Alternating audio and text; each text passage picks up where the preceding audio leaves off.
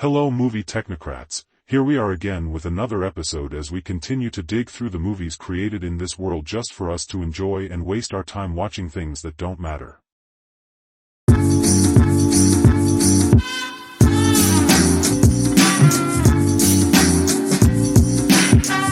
The South Korean activity star Ma Dong-suk, aka Where Lee, took over the Korean cop thriller establishment The Outlaws, initially titled Crime City in Korea.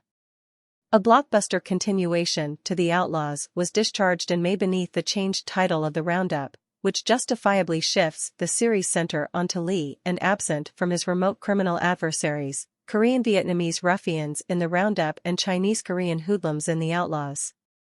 Clearly, this rebranding methodology worked, or made a difference. At slightest, since The Roundup was one of final year's greatest box office hits. It was number 1 in Korea and number 41 all-inclusive. In The Roundup, Ma Suk-do, Lee's barrel-chested rebel cop, pulverizes his way through another pack of horrendous baddies.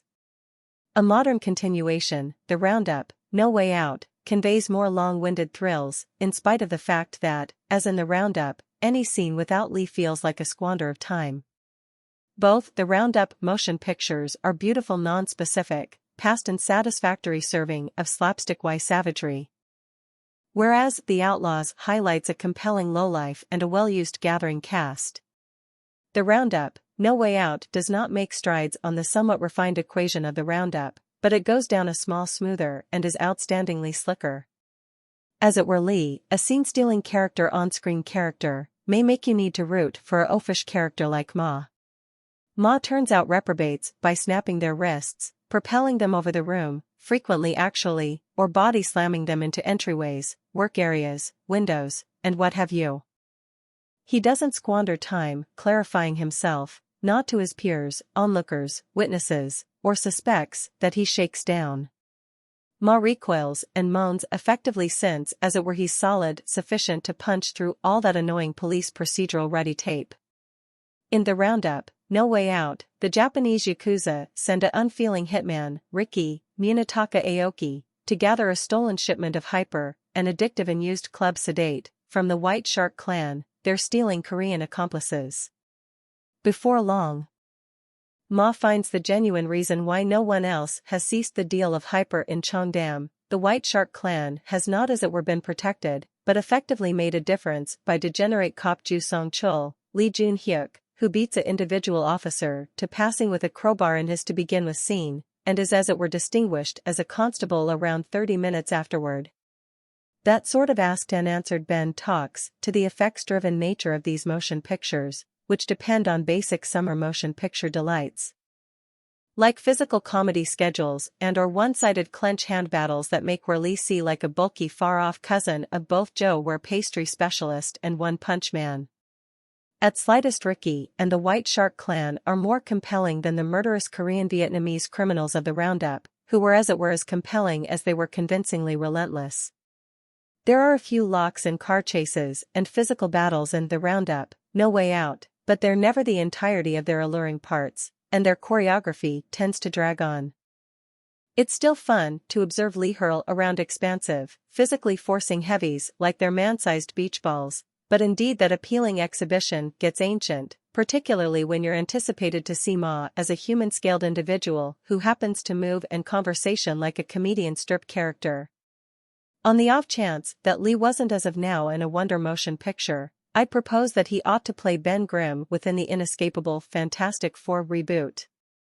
That said, Lee's talent for making you care around something else feeble informative discourse is his most unsung superpower. He's ordinarily charming as Ma, particularly at whatever point his scaring character battles to figure out who to defeat up following. There are many more screwball-type chokes and trades in The Roundup, No Way Out, which proposes that the series' inventive stewards are still figuring out how to move forward a comforting formula that's clearly as of now working for them. The coming-about comedic schedules are for the most part fine. But they can as it were do so much overwhelming lifting in another cookie-cutter 105-minute cops versus hooligans caper, full of tossed-off phlebotomy, swearing, and lechaying.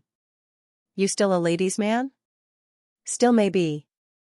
Both The Roundup and The Roundup, No Way Out are basically frantic libs-style reiterates of The Outlaws, as it were presently with more of the signature idiosyncrasies and postures that Lee's fans have come to anticipate from him after a few other noticeable parts in motion pictures just like the 2018 arm wrestling drama Champion, as well as the Bad Guys K-drama arrangement, 2014 to 2018, and its 2019 motion picture spin-off.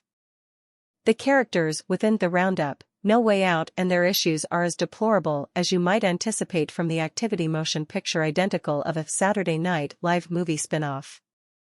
But on the off chance that you're a Where Lee fan, you as of now know that this film's victory depends on how long its makers can back their top-heavy star's signature shtick. More than you might think, but less than you'll likely like. To repatriate an offender from a past case who has confessed to his wrongdoings to the Vietnamese police. Analyst Ma Suk-do and his group captain John Il-man head to Vietnam.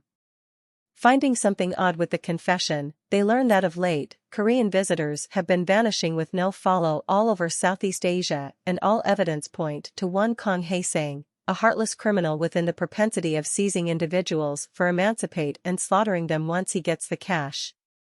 Not substance with simply escorting the confessed guilty party back domestic, analyst Ma Suk-do gets on Kong Hae-sang's path, who chooses to go back to Korea after the father of a ruined wealthy kid, who Kong captured and murdered, puts hired fighters behind the criminal for murdering his, as it were, child. The person who wrote and directed the first movie didn't make the second one. A new person, who worked as an assistant director before, was in charge of making the sequel with the original writer's approval. The Roundup is a great example of how to make a sequel to a popular game.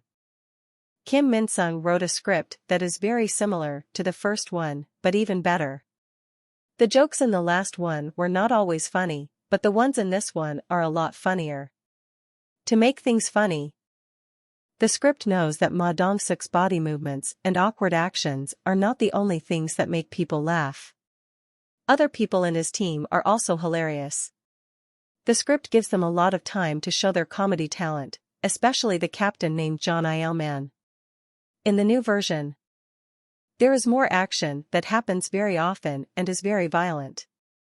The violence is even worse than before, and the fighting is better done. One part of the movie stands out because they filmed some exciting parts in small, crowded spaces.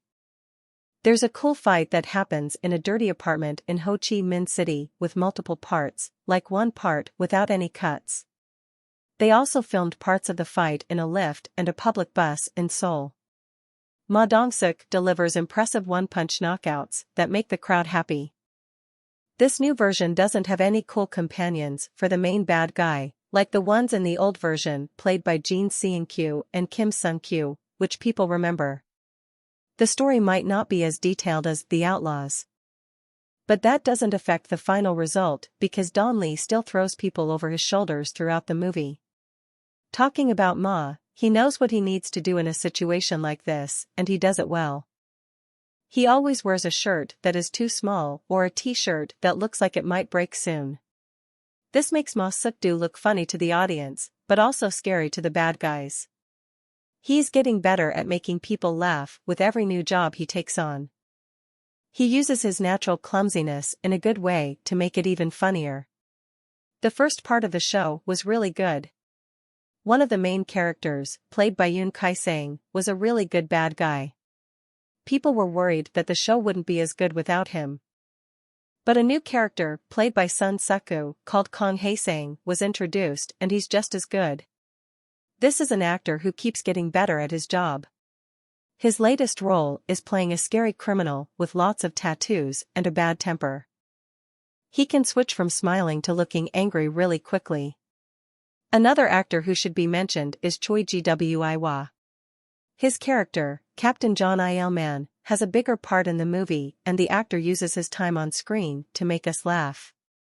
For the technical parts, the second movie uses mostly the same team as the first one. The movie, The Roundup, looks very similar to the one before it, especially in the parts that take place in Korea because they had the same person in charge of the camera. In Vietnam, Kim Sung-rim chooses to use a special yellow filter used in Hollywood movies. It makes some scenes look good, but in other scenes, it doesn't work well and actually makes things look worse. Kim Tae-sung made music that sounds like the original. And it gave Ma Dong-suk and Sun Suk-woo cool entrance music. Kim Sun-min did a great job editing the movie. It is not too long and the story flows smoothly. The funny parts and action scenes are just the right length. It's clear why The Roundup became the most popular movie in Korea in 2022 and is now one of the top 20 highest-earning Korean movies ever. This text talks about a movie called The Outlaws, which was popular in 2017. The movie was made well. And it made the actors Ma Dong-suk and Sun Suk-woo famous. We are excited that another part of the plan is being developed. Now, we know this has been a tough year. Let's go for it. So to sum this up, did you guys enjoy this movie? Hit that like button and subscribe for more videos.